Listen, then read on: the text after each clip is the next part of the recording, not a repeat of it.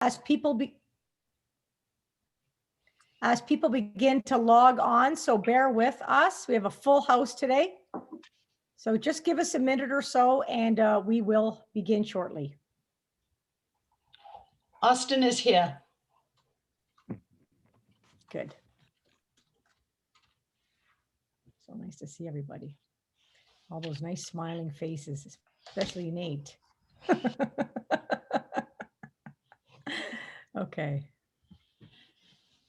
What do you think? Think we're ready to start then, guys? Should we get going? Celeste? Yeah. Yes. Ready? Oh, yeah. Okay. I'll share my Okay, guys, here we are. Yay. Okay, good afternoon, everyone. Good morning to our California friends. My name is Paula Oreskevich. I'm the Communications Director for California Wines Canada. On behalf of all of us here, myself, Celeste Finn, and Danielle Giroux, we would like to welcome everyone to our 4th edition of the California Wine Sommelier Sessions, featuring the amazing wines and vineyard personalities from Silver Oak, Twomey, and OVID. Today, we invite you to virtually meet the winemakers of the Duncan family portfolio for an interactive and engaging session as they explore Sauvignon Blanc, Pinot Noir, and Cabernet from Silver Oak, Twomey, and OVID. We will learn about the family of brands who is pushing the envelope on sustainability in winemaking and who is focusing on continual improvement in what they say they have yet to make the best bottle of wine. We have here today the Director of International Sales, who you all know, and that is Miss Vivian Gay, along with winemakers Nate Weiss, who's the VP of Wine Growing, Justin Hirigoyen, Director of Twomey Winemaking. Hi, Justin. And Austin Peterson, winemaker from OVID. Hello there for this lively discussion. Mika Giroux of Halpern Wine Enterprises will also join us in weighing in on the state of California Sauvignon Blanc, Pinot Noir, and Cabernet, and offer insights on the wines and the regions that they came from. Featured wines today to be tasted will be the Twomey Sauvignon Blanc, the Twomey Russian River Valley Pinot Noir, the Silver Oak Alexander Valley Cab, and the OVID Napa Valley Red Wine. So before I hand it over to the team to get started, I just wanted to share with you some housekeeping so everybody's on the same page here. So as attendees, you will all be muted for the duration of the webinar. However, you will see on your screen that there are 2 channels for you to communicate with other attendees and pose questions to the panelists. First is a chat section. The chat section is an informal way for you to communicate with other guests. So just to be sure, guys, to select everyone, all panelists and attendees in the to field, as it tends to default to panelists only. Secondly, in the Q&A section, this is where we ask you to please submit any questions you may have for the panel to be answered during the seminar.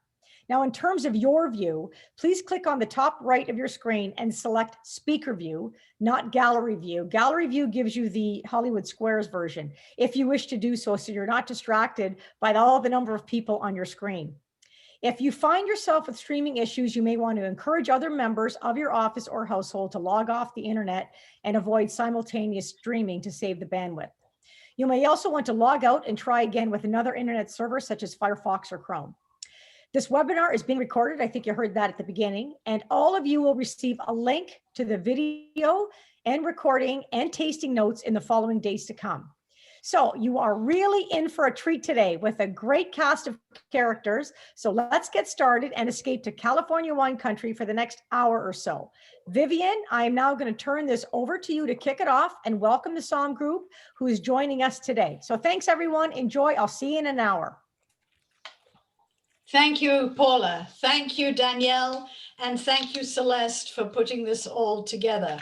And thank you also to the sommeliers who are taking time out of your valuable day to join us. And I just want to say cheers from Sonoma, which is where I'm sitting at this moment in my office since lockdown. I also want to thank very much our winemaking team. It's really fun for us to all come together. And this has been one of the upsides of Zoom, because typically I wouldn't be able to bring Austin, Nate, and Justin all into Canada, all at the same time. That would be impossible. But through Zoom, we can do this. And also through Zoom, we can be all over Canada in 1 hour instead of jumping all over it over several days.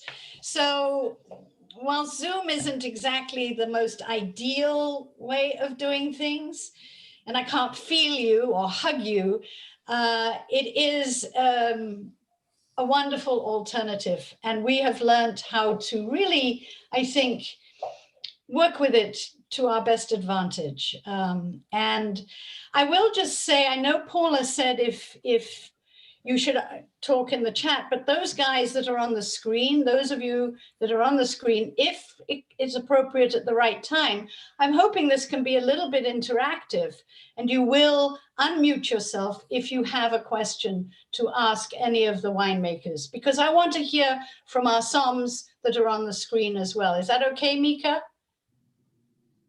Yeah, absolutely. And if anyone wants to chime in, you can also message me and I'll loop you into the conversation. So without much ado, it's not about me yakking here. It's about learning about the Duncan family of wines. We are so blessed to work for such an amazing family. And through this pandemic, I can't tell you, I'm going to cry, how incredibly supportive they have been to all of us. And Nate, do you want to kick it off on that note? Otherwise, I'm going to cry. I want to see you cry, Vivian. Let's start with that. Yeah, you know, I think if you took us to Canada, the problem would be that Austin would sort of wander off with his fly rod. We probably wouldn't see him for a couple of days once we got up there. But yeah, so you know, it's fun to get together, the three of us. What ties us all together is the Duncan family, as Vivian mentioned, a very special family in the wine business. And 2021 is a very special year for us, actually.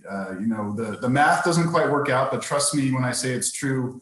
This is the Duncan family's 50th vintage in the California wine business. So these two guys on the screen here, Ray Duncan's on the right, and that was his original partner in Silver Oak, Justin Meyer.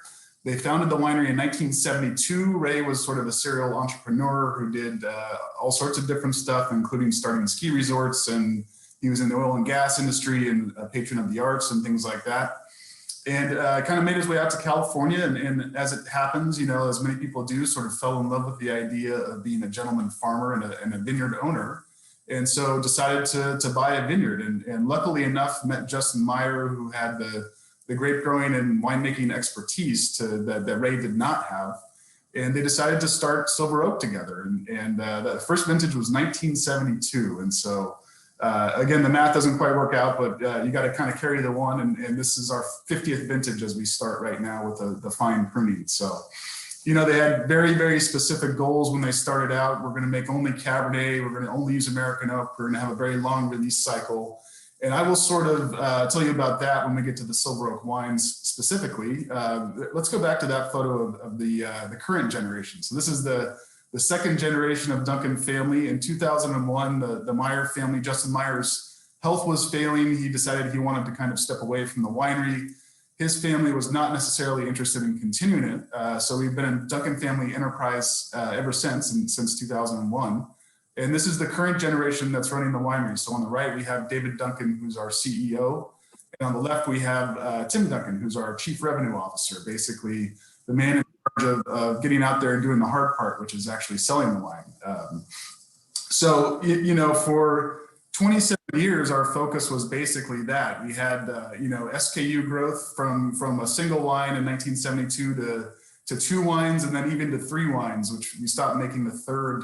God, that's now been 30 years. 30 years ago, we stopped making the third wine. But, you know, we're wine connoisseurs or wine enjoyers most of all, and it's a very big wine world out there. So after 27 years, they decided they wanted to start making other varieties and see what else they could do. And of course, Silver Oak was so focused on Cabernet, it couldn't be a Silver Oak wine. It had to be something else. And that's sort of what led to the founding of Twomey in 1999. Which Justin will tell you a little bit about the Twomey history and the different directions it's turned and kind of where we're headed today. So then for quite a while, we were sort of a 2-brand company. And then in 2017, actually in late 2016, believe it or not, David sort of walked into my office and said, you know, I just had dinner last night with the Johnson, with Dan and Mark Johnson. And, you know, we were talking about the future of their business, and they said they might want to sell OVID. And you know what, I think we should probably buy it. And sure enough, about 4 months later, we owned OVID. So we added another piece to the mix, and another great winemaker in Austin Peterson, and a fantastic estate, and it's kind of a jewel in the crown. So that's sort of where we are today. We've kind of you know, moved from a single brand to now a multi-brand sort of wine company. And altogether, we're farming about 650 acres total, all over sort of Northern California and even up into Oregon. But enough about the history. I'm going to go ahead and sort of throw it to Justin, and he's going to tell you a little bit about Twomey and Sauvignon Blanc and Pinot Noir. Bonjour, on m'avait dit qu'il fallait parler un petit peu en français pour nos amis les Québécois. Donc voilà, je suis content d'être ici avec vous et de partager un verre. Donc voilà. Malheureusement, je ne peux pas faire toute cette présentation en français, mais et je n'accepte pas des questions en français aussi. Ça, c'est très important. Uniquement en anglais, hein, s'il vous plaît.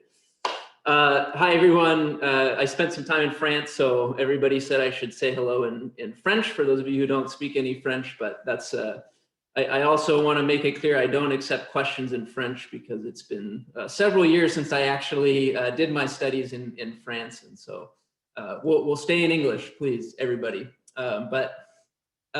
You know, just a quick kind of segue from the Silver Oak kind of story into Twomey, and like Nate said, we're really, it's a big wine world out there, and for us here at Twomey, we're a little over 20 years old now, and the focus has really become kind of Pinot Noir and Sauvignon Blanc to a lesser degree, but we're really traveling for that Pinot. So you can see a map here, which is a little bit busy because you have all of Silver Oak and Twomey on there, but you know, for Twomey, what you can kind of picture is that we kind of span all over California in the cool regions, cool climate regions for Pinot.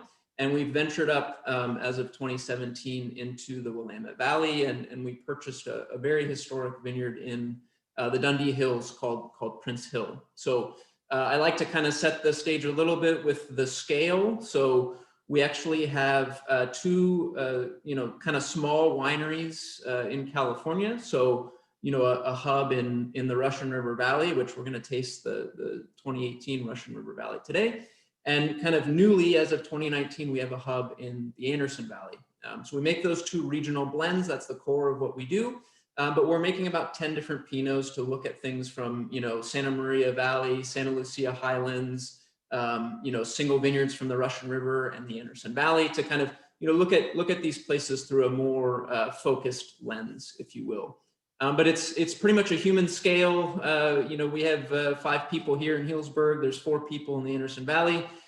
Each place is about 50 acres of vineyards that we own there. And then the Willamette Valley in Dundee Hills is about 37 acres. So it kind of sets the stage a little bit for kind of where we are and the context of what we're doing. So Sauvignon Blanc is kind of the first thing we're talking about here. And our Sauvignon Blanc comes from Sonoma and Napa. So you can see here on this map, the Sonoma portion is from the Russian River Valley. We have 2 vineyards. So the overall makeup of this wine is 4 total vineyards. They're all estate vineyards. Usually the blend is about 50-50. So Russian River Valley, and then on the Napa side, we have some Sauvignon Blanc planted around the Silver Oak Winery in Oakville, and also around our small tasting room in Calistoga. So we'd like to really play with how those 2 regions, kind of neighboring regions, how they complement each other in different vintages. And sometimes the blend will shift. You know, maybe it's 52 to 48 like it is in 2020, which we happen to be bottling right now as we speak. So if you hear any music droning on, I apologize. I'm trying to keep the crew going on the line here. We never turn off the music, and we always try and keep the coffee supplied. So apologies if it gets a little loud. I told them to just turn it down a little bit. But we're bottling 2020, but 2019 was a fantastic vintage for us from a Sauvignon Blanc perspective. You know, we had a lot of winter rainfall. So we kind of rehydrated the soil profile, which, you know, delayed the timing a little bit. Those moist soils take a little bit more time to warm up. And so bud break was a little bit delayed, but that meant that the vines had all the nutrients and the hydration that they needed to push strong canopies, and to, you know, enable the photosynthesis that we needed to really fully ripen the grapes. Throughout the growing season, things were relatively kind of warm and mild, and we had a few heat events right around harvest time, but for the most part, it was kind of this beautiful extended harvest window that to me really made these, you know, kind of forward and textural wines in 2019. So we're looking for that balance of the kind of the richness from the Napa side of things, kind of the more freshness and mineral qualities that we find on the Sonoma side, and then how those two can play on each other. Because, you know, like any kind of great white wine or wines in general, you're always looking for that balance of the kind of depth and richness, but also the vibrancy and the freshness, and how those elements kind of come together, you know, both aromatically and then also kind of on the palate. So, you know, we really love 2019. You know, to me, so these are always great excuses to have a little glass of wine to, you know, kind of start the day. So I'll, you know, just taste this a little bit, but anybody, if you have questions, you know, feel free to jump in, or, you know, I'll ask Nate kind of some of his thoughts, or Austin, how you kind of conceive of some of these white wines. Austin has stick figures in his background. I have maps, so it kind of gives you a good window into our psyche, where I'm kind of traveling all around for Pinot, and Austin has kind of got that laser focus on one place. And I think Austin will talk a little bit about that later. But, you know, so to me, the 2019, you have those stone fruits, you have some of that tropical kind of Napa note, but you have also some of that herbal component from Sonoma, and the citrus and the grapefruit and the freshness, you know, aromatically. On the palate, it has that kind of broad forward entry, but there's a good core of focus and tension, and hopefully some length on the palate. So, Nate, anything in the Sauvignon Blanc that you like, or anything you want to call out that I've forgotten there? I think 2019 was a really important year for us because we added a new piece to the puzzle in terms of Sauvignon Blanc, right? Yeah, we do have the all-important 1% Sauvignon Gris blended in here. So we have some young vines of Sauvignon Gris that are starting to produce, and we kind of have been adding a little bit more. So 2019 was 1%. 2020 is, I was just doing all of our government paperwork. It's about 3% Sauvignon Gris.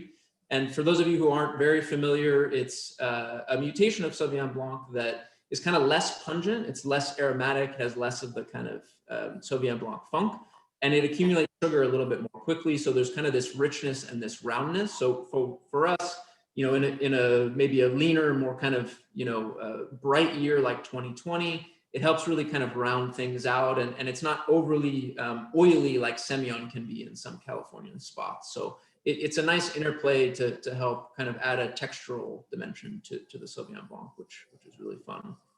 I have to admit, we had no idea what to expect when we planted it. It was definitely sort of on a whim, and we were looking for more pieces to add to the Sauvignon Blanc, and I've been pleasantly surprised. It's always better to be lucky than good, I'd say.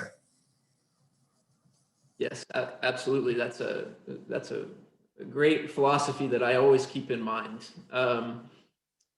So I'm trying to stick to our script here. I know I'm talking away about Twomey, but our focus, our focal point is Pinot, and what we have today is the Russian River Valley 2018. So Russian River Valley is a, you know, it's on the, I consider it kind of on the warmer side of cooler climate Pinot in California, and it kind of is one of those cool regions where you can generally reliably ripen Pinot, and we're starting to kind of look at the overall Russian River Valley through kind of a more fine lens, and defining what areas within the overall Russian River Valley are giving us. But our holdings are primarily in two areas. One is called the Middle Reach, and one is called the Green Valley. Those are sub neighborhoods within the Russian River Valley. But the Middle Reach lends that more forward and fruit character to the wine. It's kind of follows the actual path of the Russian River. It's kind of northern Russian River. So you have those bright berry flavors, the cola component. kind of a lot of the hallmarks of the Russian River Valley. The other piece of that puzzle for us is an estate vineyard that's called Last Stop, which is in Forestville, so in the Green Valley AVA, which is going to lend a little more texture and structure, and mainly because of the fog. That's one of the big influences for cooler climate California growing regions for Pinot in general. They're usually situated on these transverse mountain ranges. So you have a western end that is generally exposed to the Pacific Ocean, which is going to pull in, the cooler temperatures, that marine air, and also the fog. And that really helps moderate the growing season temperatures. So we preserve that acidity and the vibrancy, where the diurnal shift is quite large. So the vines, they see that really cool weather at night, and then things warm up to kind of reliably get us there to ripen. I see a lot of labels. I know Vivian's holding hers up. Here's the Pinot in case she's not, showing on your screen. And here's the Twomey. And the SB is similar there. Just on the winemaking, it's mostly native fermentations, pretty much every year for both primary and malolactic. We're pretty low in terms of new oak, somewhere in the 20 to 30, depending on the vintage. We don't rack very often, so we sit on the lees to help build that texture and that mouthfeel. And then, it's just really tailoring that winemaking to the specific place, so that, the Anderson Valley tastes like the Anderson Valley, the Russian River is the same.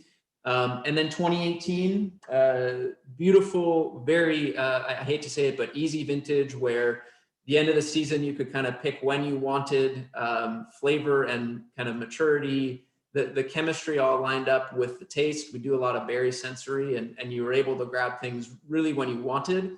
The warmer areas didn't get over the hill. The cooler areas fully ripened. And so it was kind of this ideal California Pinot vintage. But I know I'm going over time. So if there's any questions here on the Russian River before we get going, let's jump in. And if not, we can go on to the next portion. What's the oaking technique? How much oak is on this wine? This one in particular is about it's high 20s. I think it's 28%. It's 100% French oak. So that's, very different from silver oak in that sense. But we favor a mix of cooperages. We work with about 10. They each have, between 3 and 5 different barrels that we're using. I prefer longer seasoning. Usually it's about 36 months. I'm a kind of a big center of France fan. I like the Allier a lot. I think that, you can't really go wrong there. And then we're in the medium toast range, usually kind of longer, lower in terms of the actual toast profile, but we like the spice, we like the texture, but we don't want it to overwhelm or kind of sit on top of the, the underlying character of the region. And I think minimal racking. So it will really just, we barrel down, malolactic goes through in barrel, and then we rack them out only once to make the blend in the spring, and then they'll sit there until we bottle. Yeah, it's really well balanced. I think the oak in it's perfect. It's lovely. Thank you.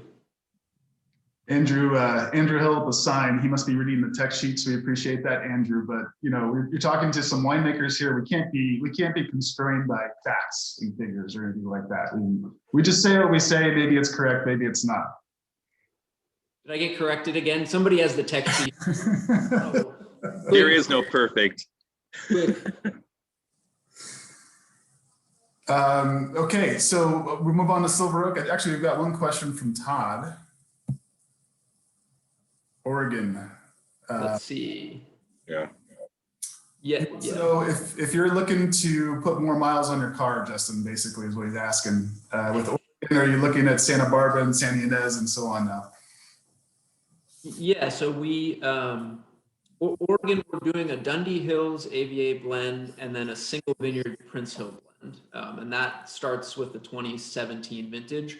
I should say we experimented in Oregon for several years before we actually acquired the Prince Hill property. So that is kind of a theme. And, we started making the Anderson Valley, I think going back in 2008, and then, acquired Monument Tree Vineyard. And then in 2019, the Behrman Bend Vineyard. So there's kind of a pattern of, you know, we really like the wines from a region. We experiment in working with grower partners. And then when we find something that's this amazing opportunity, then the Duncans are great about kind of jumping on that and keeping us all on our toes. So I don't think we'll go further south with Santa Barbara. You know, we work with the Bienesito vineyard. So we're spread out enough at that point, and we love Bienesito. So that's kind of our core reason for going down there. So not really an AVA blend there, and that'll kind of stay as it is, but certainly in Oregon. And we have a little bit of Chardonnay that's going to come online this year, which I'm really excited about. And I know Tim Duncan is very excited about. So that is coming down the line.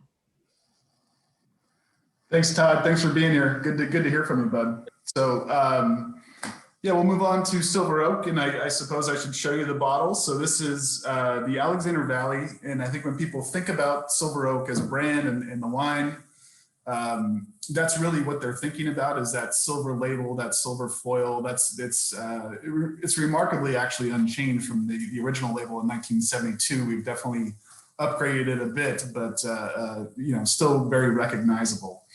And Alexander Valley is kind of the ancestral home. The very first vineyard that Ray Duncan ever bought was in Alexander Valley.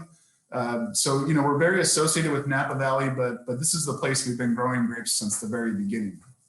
And so, you know, Alexander Valley is northern Sonoma County. It's mostly surrounds the town of Healdsburg and kind of goes up to the Mendocino County border. You know, it's a very narrow kind of northwest, southeast running valley that kind of surrounds the Russian River as well.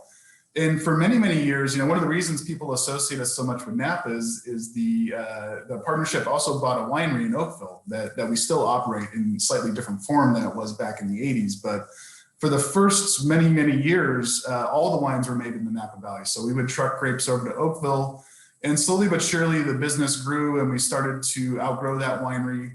And in 1992, they purchased a winery in Geyserville. So that was our home for many, many years. Actually, for my math is always pretty bad, but 25 years we made wine in Geyserville.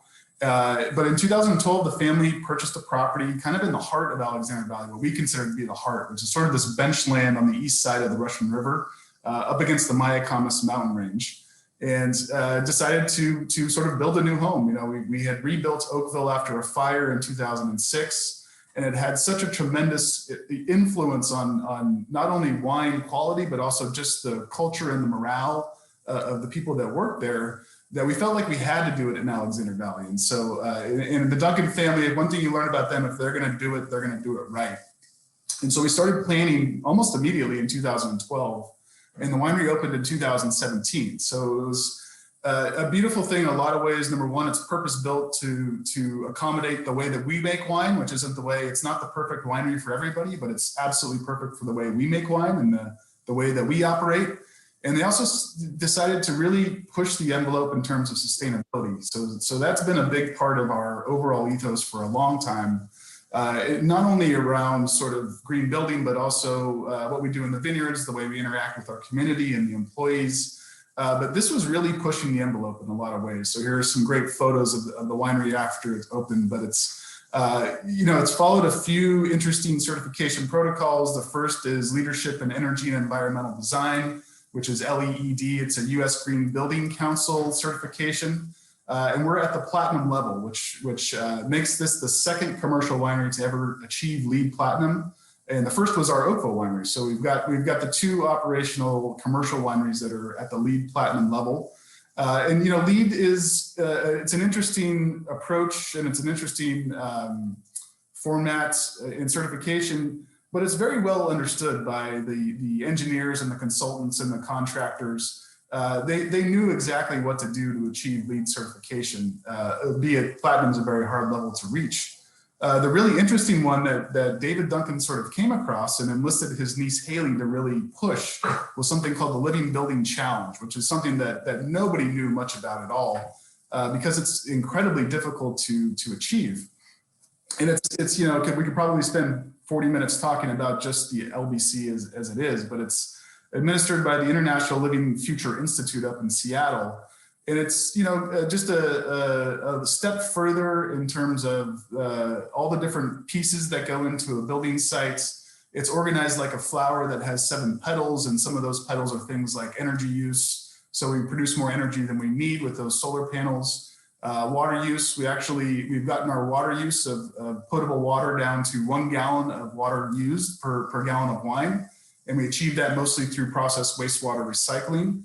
And then things like health and beauty. So really just the beauty and architecture of the sites, the materials that went into the build. So Haley Duncan, David's niece, really reviewed literally thousands of materials, everything down to the plumber's tape that people brought onto the site. And we were never really sure we were going to be able to get it because with the LBC, not only do you have to do it, you then have to prove you did it. It has to perform for a year. There's a year process, and we were able to achieve that. I forget when we actually got certified. I think it was 2020, April of 2020. So just something we're very, very proud of in kind of all facets of our business. But again, this is a winery built to make one wine, this wine that's in your glass, which is our 2016 Alexander Valley. In Alexander Valley, as Justin was talking about, the fog and the transverse mountain ranges in Sonoma County play a huge role in the climate. So it's generally sort of a slightly cooler climate, I would say, than Napa. People always want to kind of compare and contrast the two. And I think as far as wine, that shows itself as more kind of red fruited, fruit aromas, maybe not the cassis that you see in Napa, but more like a raspberry, a little bit higher acidity. And then the structure is definitely a lot more tactile. So I don't know that there's more tannin in this wine. I think it just shows itself and presents itself a little bit differently, in large part due to that acidity as well. And of course, one of the things about Silver Oak is we're greatly committed to the use of American oak. So when they founded the winery in 1972, Justin and Ray said, we're going to make Cabernet and only Cabernet, and in a lot of ways sort of modeled off the first gross of Bordeaux, where you make a single wine, maybe a second wine. So they wanted to have that focus, that laser sharp focus. But they also said, we're going to make the wines age them only in American oak, which at the time was not that unusual. Back in the 50s and 60s, a lot of the great wines of Napa Valley were made in American oak. But one of the things about who we are and what we do in the Duncan family is we don't really chase fads a whole lot. So the world changed a little bit around us in terms of people switching to different types of oak, and we've maintained this sort of core focus on American oak to the point that we even own a cooperage in Missouri and make our own barrels, which is kind of a fun process to be part of as part of the winemaking team. And then the last focus that they had, the third pillar of what made Silver Oak, was this really long release cycle. So this 2016 is our current release wine. We're getting ready to release the 17 in August of this year. So we've still got a ways to go. And that's kind of the way it's always been. We spend 2 full years in barrel, and then the rest of that time is made up in bottle. And the reason that they decided to do that is Ray and Justin felt very strongly that if I sell you a bottle of wine today, you should be able to take it home tonight and enjoy it. I shouldn't have to sell you a bottle and tell you that you shouldn't even look at it for 10 years. So part of that, again, the pendulum the world has turned around us. When they started making wine, Silver Oak was definitely on the plusher, riper, softer side in terms of winemaking style. We've kind of stayed the same, and the styles have sort of shifted around us over the last 50 years for sure. And the pendulum's gone this way and that way. So I would definitely not put us in the riper, plusher, softer style of Cabernet Sauvignon for the North Coast today. But that's where we started out. And then the other one was this extended release cycle where the wines are always 5 years out. So the wines that we crushed last year, the grapes we crushed and the wines we made, we don't expect to start selling those until 2024 or 2025. Let's see if we have any questions here.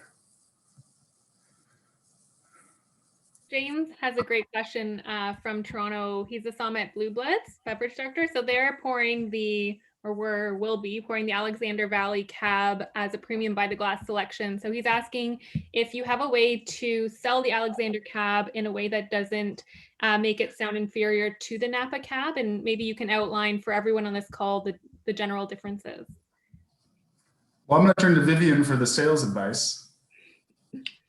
I was just private messaging James, so we've been having a little dialogue. But I think the extended aging is one of the things, the difference between, they're very different wines. Alexander Valley is the wine that is the most popular and the wine that we sell and make the most of. It is the backbone of Silver Oak. We make much less Napa Valley. And it's more of a Bordeaux blend than Alexander Valley. Alexander Valley tends to be nearly 100% Cabernet with a little Merlot, Cabernet Franc, and Petit Verdot blended into it. The Napa Valley is more like around 78 to 80, 82% Cabernet, depending on the vintage. So less Cabernet in the Napa, but then more Merlot, Cabernet Franc, Petit Verdot, and a tiny bit of Malbec. The difference from a selling point of view is, from my perspective, is the Napa tends to be a little bit more layered, a little bit more layered. And you can jump in, Nate, if you think I'm off tangent here. Whereas I find that the Alexander Valley is very open right from the get-go. It's very opulent. It's just a most wonderful wine. And really, we sell, well, before COVID, we were selling 80% of this wine in restaurants around the United States, for sure. So it's a very strong restaurant wine. James, does that help answer your question? Great, thank you. Yeah, I think you're right on, Viv. I think, you know, the blending and just the environments themselves create two very different wines. But you know, James, I think it's important to note that when people are familiar with Silver Oak, if they're in your restaurant, sitting in your bar, looking for a VTG Cabernet, and they recognize the name Silver Oak, this is probably the wine that they know. You know, as Viv said, we don't make nearly as much Napa Valley Cabernet, and because of the price point, it's almost never by the glass. So people are more likely exposed to the Alexander Valley, so kind of the Silver Oak that they know, definitely not the Napa Valley. I'd just like to say, James, thank you for pouring it by the glass, by the way.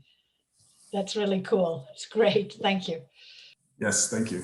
And Jean-Francois, Justin will have to translate into French for me, perhaps, but yeah, we make about 100,000 9-liter cases of Silver Oak every year between the Napa Valley and the Alexander Valley. It's generally about a 27 to 73 split. You know, it's 30-70 is a little bit easier to remember, but again, as Vivian was saying, significantly less Napa Valley than Alexander Valley. So I think I'm gonna turn it over to Austin then. He's gonna tell us about OVID. All righty, thanks, Nate. And thanks, Justin, for exposing us as winemakers as frauds. So it's my turn to make up all sorts of stuff about us. So this is our winery, tiny little spot. We're up on Pritchard Hill. And for those of you who are not familiar with Napa, or Pritchard Hill, I should say, you guys are all familiar with Napa. This is sitting on the east side of the valley, just to the right of the winery, looking down on the valley floor there. That would be the kind of expansive Tokelon in Oakville. To the left, out of screen, is Yountville, and the Mayacamas are across the way there with Mount Veeder.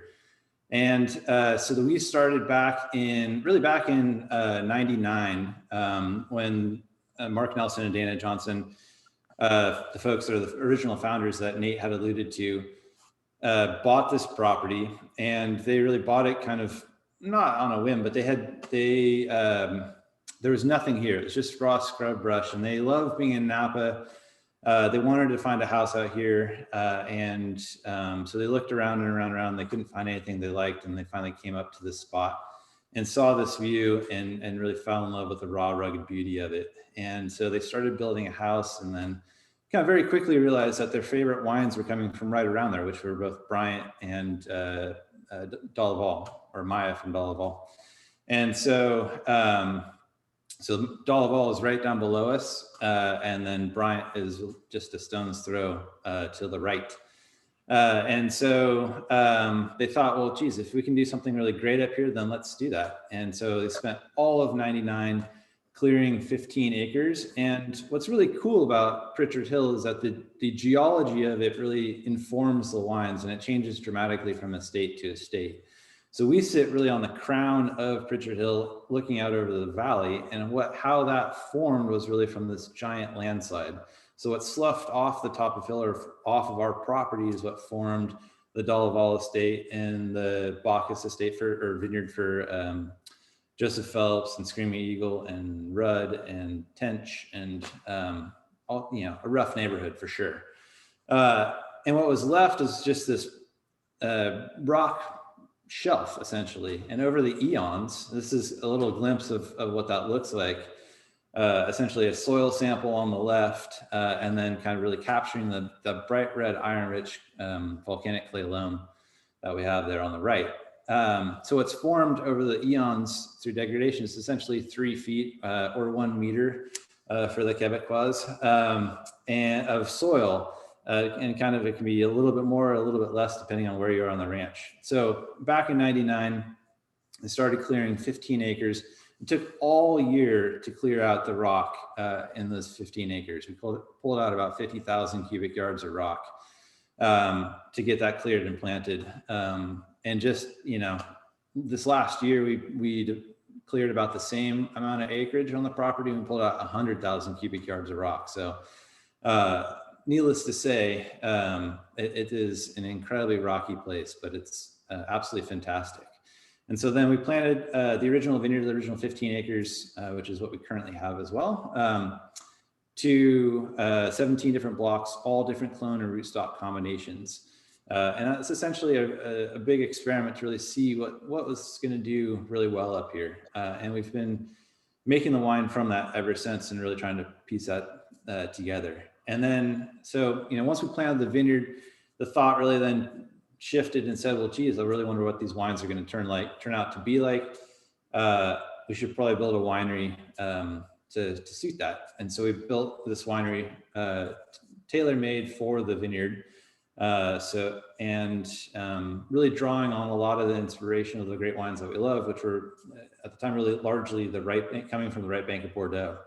And so after touring through all the top estates there and tasting the wines, we really found, geez, these concrete tanks, we really love the wines coming out of these concrete tanks. Perhaps that's what we should do. So we built a gravity flow vineyard, gravity flow winery.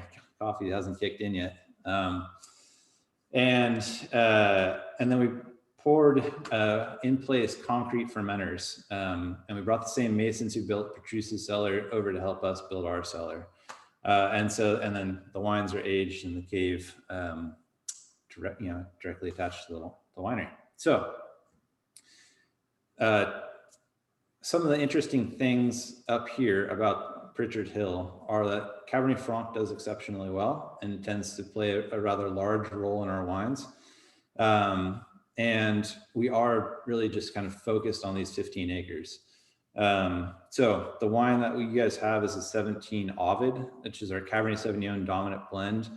We never really talk about these things in terms of varietal because we like to have the flexibility to really make the very best wines that we can each and every year. And so for us, there's actually more than just OVID in terms of what we make. We have another wine called Hexameter, which I happen to actually have a bottle of. I don't know if you guys can. Sorry, just had to mess around there. So the Hexameter is Cabernet Franc driven. It's kind of the co-protagonist of the estate. You have Cabernet Sauvignon and Cabernet Franc. And we recognize through our series of experimentation that Cabernet Franc just can stand on its own up here and is the equal of Cabernet Sauvignon. So if you have both in the market, we think of this as kind of the couple where OVID is a little bit more stoic, a little bit more profound in what it's going to say, and the Hexameter is a little bit more jubilant, a little bit more loquacious, a little bit more lively, and kind of the bubbly one of the couple, both equally important. 17 itself was a year that kind of really turned out to be superb up here on the hill, and it highlighted some of the things that are unique to the site. The predominant one would be elevation. So it was a little bit of a hot year, and we had two pretty big heat waves close to harvest. And one of the great things about being about 1,400 feet up above valley floor, and I got to think about that in meters, let's call it 350, just, round numbers. Is that for us, the daytime temperature can be a little bit cooler because we're above the inversion layer, and the nighttime temperature is just a little bit warmer. So that helps to kind of moderate some of those heat waves that can happen late in the season, and provide for some really beautiful wines in years that can be a little bit more challenging. So. Austin, I have a question for you. Tasting this wine just reminds me that Pritchard Hill is the hidden jewel of California. And I know the winemakers have been really adamant about protecting its integrity by not allowing it to be designated as an AVA. Is that political dynamic still going on there? By political dynamic, what do you mean? Well, trying to expand the area boundaries by making an AVA, and then because when you think about all the wines that come out of there, they're so delicious and they're so well made. But I know there's always that dynamic of other people wanting to get in there and take advantage of it, and probably brand the area in a way that wouldn't work to its advantage. Yeah, it's kind of a twofold thing. For one, certainly the wines of Pritchard Hill are distinct, and one of the things I think of in terms of being expressive of the wines is like a little bit more of the brighter red fruits. There's still lots of depth and intensity to the wines, or power, I should say, to the wines, but they're much more of the kind of pomegranate and cranberry and boysenberry, rather than like the real blue fruits that you get from the west side of the valley. So I think an AVA based on that is probably doable. The challenges are much more human in that there is a neighbor that has the trademark on Pritchard Hill, so that's its own battle. And then it's really hard to kind of draw the lines, because as soon as you form an AVA, Sonoma Coast being a prime example, everyone wants to jump on, and it expands and morphs dramatically from what the original intent was. So it's a challenge, to say the least. But we're happy to have it be just, if you know about it, you know about it. Yeah, leave it alone. Exactly.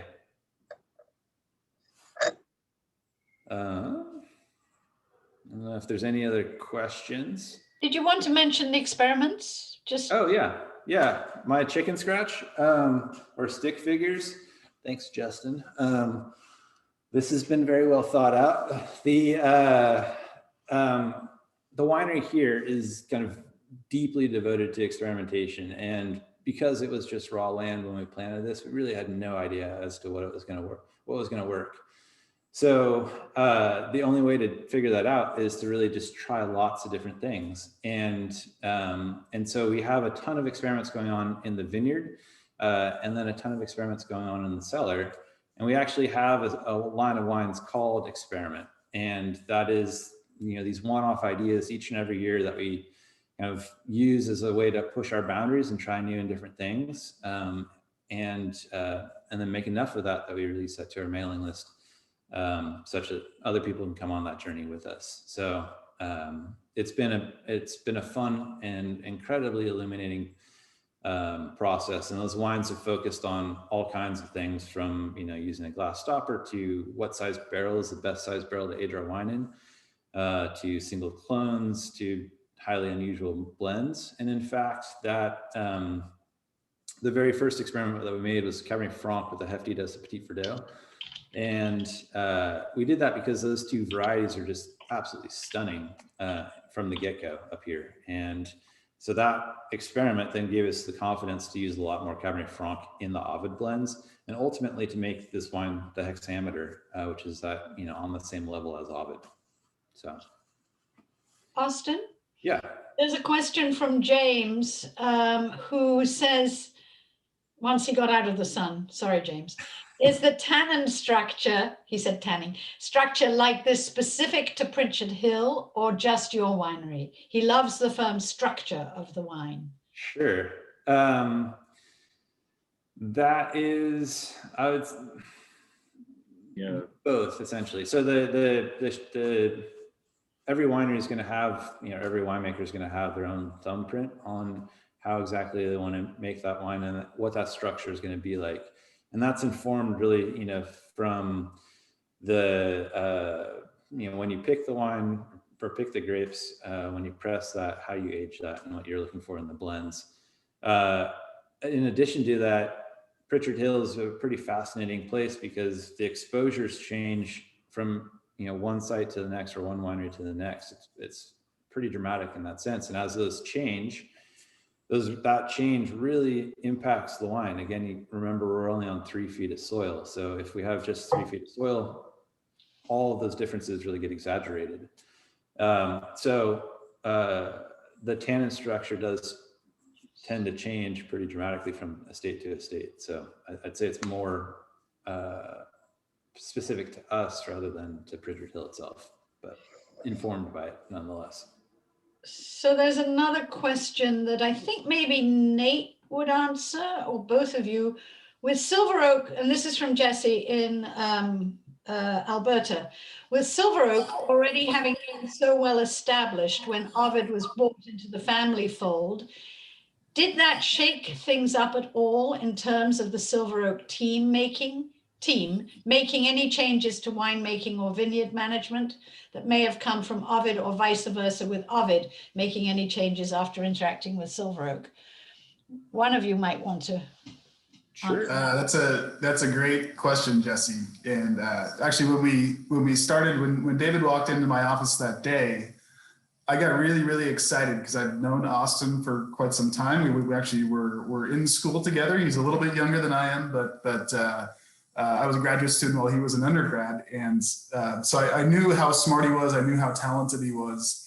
And I saw huge potential for crossover and sort of pushing the boundaries of both. So yeah, the answer is absolutely. I think some of the more enlightening trips for not only the Silver Oak team, but the Twomey team have been to Ovid to talk to Austin about what he's doing. Austin comes to our vineyard get-togethers and sort of shares his experiences, shares his thoughts, which is, from my point of view, fantastic because it sort of eliminates, it's a whole new opinion, it's a whole fresh set of ideas coming in. And so it's one thing I was actually really, really excited about, this really talented person onto the same team that could share his own experiences and had been doing things differently well, Austin's been there now for 16 years, I think. Yeah, no, it has been a long run. Think about. It's been a blast to kind of see this place from the beginning. And it's also, yeah, one of those, along the same lines, one of the things that I really thought would be a wonderful, when I first heard that we were selling, thought it would be a wonderful addition, and this has been an incredible experience for me. This is a tiny place and it's a tiny team, and if you can't tell already, I'm not well socialized. So being able to get off the hill and be able to kind of interact with other folks and for me, have a fresh perspective on what are they doing, why are they doing it that way, and how does that reflect for us? Is there something I can learn and bring back to Ovid? Has been an awesome opportunity. So it's been great. If there was no interaction, that would be an absolute shame. So I think it's been hopefully wonderful for both sides. Well, one thing we have not done is shift all of our harvesting into the 30-pound boxes that Austin used to use. So my team would have not been very happy about that, harvesting 3,000 tons that way. But yeah, well, we've switched over to a little bit bigger boxes because it turns out it just doesn't matter. Awesome. Thanks, guys. So does anybody have any other questions? Mika, do you want to pipe in on anything? No, just if there's anyone else on the call. I know, Anne, you also work closely with these wines. I don't know if you wanted to chime in at all. Nice one, Mika, putting me on the spot. I'm very excited to be tasting these wines. I've been selling them for a long time, and I have also been lucky enough to visit Ovid, which I think is one of the most beautiful places in the world, and I would love to live in that gorgeous house. And it's exciting to taste the Pinot, and I really enjoyed the Alexander Valley, which I haven't had the pleasure of opening in a long time, sadly. But just because of COVID, we haven't been selling a lot of our big wines. But one day we'll all come back and the wines will be even better for the age they have on them. And then it was exciting to taste the OVID. Thank you very much for sharing that with us. And just great to be and see you all. Thank you. San.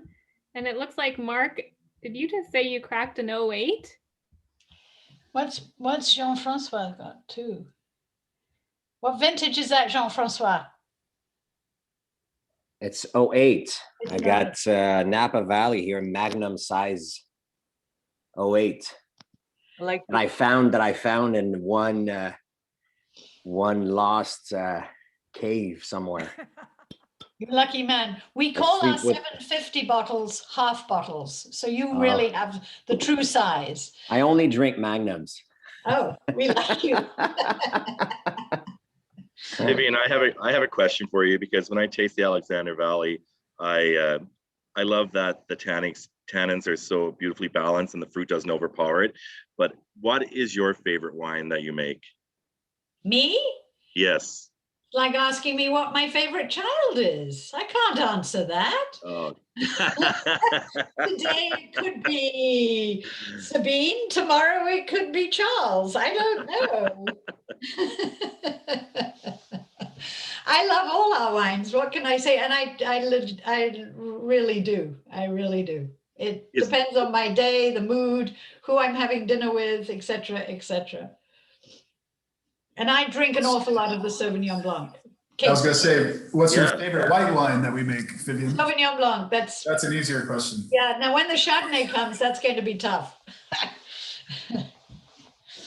Yeah, the Sauvignon Blanc's amazing because it's the acidity is so balanced in it. I'm always thrown off by Sauv sometimes because the acidity can be quite sharp, but it's that typical California, but it's really lovely balance. I love it. It's fantastic. Reminds me a little bit of a warm Loire Valley wine, like a warm Loire Valley year. Yes. I love the tension that the Russian River gives the wine, the cooler climate of the Russian River. There's a sort of a tension in the wine that I get, and then the warmer climate from Napa. But Justin could talk to that better than I could, of course. But Well, that's all right. We accept the compliment. Thank you. I know you heard me talk about SB enough, but really appreciate it. Thank you. so any other questions? Oh, we've got some things coming in at the bottom here. Let me check. Thank you, Mark. Amazing consistency in character between the 08 and the 2016. That is what we're all about. We haven't made our best wine yet, but it's all about consistency. Anything else? Any other questions from any of the panelists?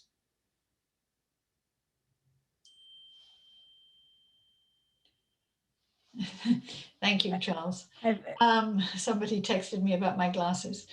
And the glasses, I have to just say, on Zoom, as much as we are, I had to go and get new glasses, and I'm sure I'm not alone in having to get them. They look great. Thank you very much. Mika, do you want to say anything else? So you're right. No. You're good. So Paula, do you want to come back Yes, on? Vivian. Are you Yes, I coming? just want, yeah, I'm going to come on to wrap up. If there's any other questions that the folks think of, don't worry, they can just email us and we will forward them on to you, Vivian, and you can help us gather the answers. There'll also be a recording and all the notes will be sent to everyone who has registered for the webinar. So there'll be a follow-up as well. But on behalf of California Wines, I just want to say thank you to Justin and to Nate and to Vivian and to Austin and to Mika and for all those fabulous people that joined us today, guys. It was so nice to see you. We can't wait to raise a glass in person with you all. You guys are a tremendous group of people from a fabulous group of wineries, and we can't say thank you enough. So we appreciate it. Keep making that awesome wine. And Vivian, I know you want to say the final word. It's not the final word, but I want to thank our agents, because without our agents, you sommeliers would not be here today because they That's true. invited you. And without our agents, we probably wouldn't be selling any wine in Canada. So Nice. I want to thank our agents from all across Canada in every province. And it's such a joy for us to be able to actually cover Canada, as I said earlier in my beginning remarks, all in an hour. And thank you so much to everybody. It takes a village.